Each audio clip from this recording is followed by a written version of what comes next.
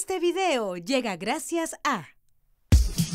Solo en septiembre, lleva tu préstamo a rebajatuscuentas.com y tendrás mejores cuotas de las que estás pagando ahora. Llegó el momento del verdadero cambio. Gracias a Samsung.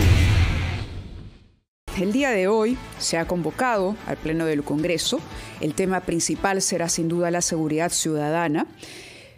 Pero la agenda también ha incluido un proyecto de ley que va a ser debatido que afectaría la extinción de dominio.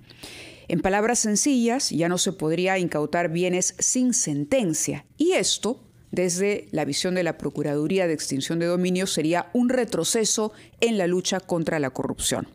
Para entender un poquito más de cuáles son los alcances de este proyecto de ley, el 3577, está con nosotros Liliana Mesa-Quito, procuradora precisamente de Extinción de Dominio. Muy buenos días, doctora. Gracias por acompañarnos. Muy buenos días, Mávila. Muy buenos días a todos los que nos acompañan a través de tu teleaudiencia. ¿Cuál es el peligro de que se apruebe esta modificación al decreto legislativo 1373? El peligro es que va a afectar, como tú bien lo has dicho, la lucha contra la corrupción y también contra la criminalidad organizada y otras actividades graves. El proceso de extinción de dominio, hoy por hoy, la ley, como lo regula, es un proceso autónomo. Es independiente de cualquier otro tipo de proceso, sea del proceso penal, del proceso civil, y esa autonomía es la que ha hecho que se obtengan los resultados que se vienen obteniendo.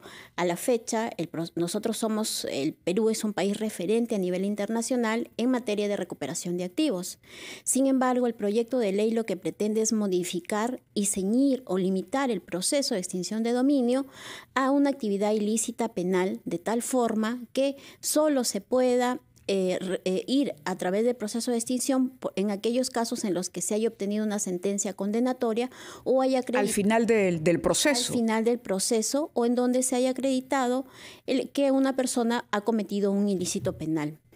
Hay supuestos que la ley de extinción de dominio contempla, por ejemplo, una persona que ha sido procesada, pero en el transcurso de este proceso penal fallece y no se ha podido determinar su culpabilidad. Entonces, nosotros a través del proceso de extinción sí podríamos recuperar estos bienes que han tenido un origen ilícito. En el mismo sentido también ocurre en aquellos casos en el que los procesos penales, por ejemplo, una persona huye del país o se le declara reo ausente, reo contumaz, obviamente no se le va a poder condenar, pero a través del proceso de extinción de dominio sí se podría recuperar los bienes que pudieran haber sido involucrados en este proceso penal. Ahora, esta sería una medida que no sería retroactiva, por lo tanto todo lo que está en curso se mantendría, pero es de cara a futuro. Nosotros consideramos que de aprobarse este proyecto de ley perjudicaría a los procesos que se encuentran en trámite. En trámite, por ejemplo, menciónenos un caso. Tenemos nosotros el caso, por ejemplo, del expresidente Alejandro Toledo, en el cual se está ventilando también los bienes que se vienen recuperando, pero además de esos casos, tenemos casos a nivel de etapa de indagación patrimonial, que es una etapa que la ley establece reservada, pero aquí también involucra bastantes cantidades de bienes. Ha mencionado el caso Alejandro Toledo. ¿Qué pasa con Joaquín Ramírez, por ejemplo? En el caso del proceso de extinción de dominio, a nivel de etapa de indagación establece la ley una reserva. No voy a hablar en específico de un caso en particular, pero lo que sí puedo decirles es que si se aprueba este proyecto de ley, traería abajo todos los procesos y todo lo que ya se ha avanzado y afectaría los futuros procesos incluso que se podrían generar. Claro, yo le hacía la pregunta para que la gente se familiarice, ya que estamos al pendiente de todos los casos, y usted misma ha mencionado el caso de Toledo, le decía, ¿en qué otras circunstancias, por ejemplo, sería difícil poder finalmente incautar bienes? En los casos, como ya le mencionaba, en los que se tiene que esperar aún una sentencia penal, en los casos de corrupción, en los casos que vinculan al lavado de activos, a tráfico de drogas y todos los casos en particular que nosotros podríamos advertir que hay bienes que recuperar para el Estado porque tienen un origen ilícito. Todos esos casos, sin tener que mencionar un caso en particular. ¿Y por qué se debatiría un cambio de esta naturaleza si se advierte de esta afectación en el Parlamento? ¿Qué cree que hay detrás?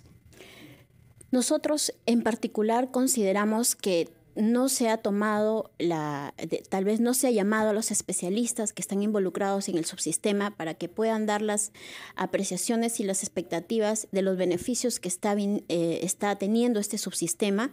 En particular, nosotros lo que hemos pedido al Congreso a través de la Procuraduría General del Estado es que este proyecto retorne a la Comisión de Justicia y se llame a los expertos. A la fecha existe todo un subsistema de extinción de dominio. Existen fiscales de extinción de dominio, jueces de extinción de dominio, la policía especializada en extinción de dominio, ahora la Procuraduría que se ha incorporado a este subsistema de extinción de dominio. Entonces, con mejor criterio, hemos solicitado que este proyecto retorne a la Comisión de Justicia. Sin embargo, no obstante ello, preveyendo que tal vez hay un interés de que se pueda aprobar el proyecto, el Poder Judicial en iniciativa legislativa ha presentado un texto sustitutorio en el cual nosotros venimos apoyando este texto sustitutorio porque además la extinción de dominio, lo que quiere este texto es que se le dé un involucramiento a la sociedad.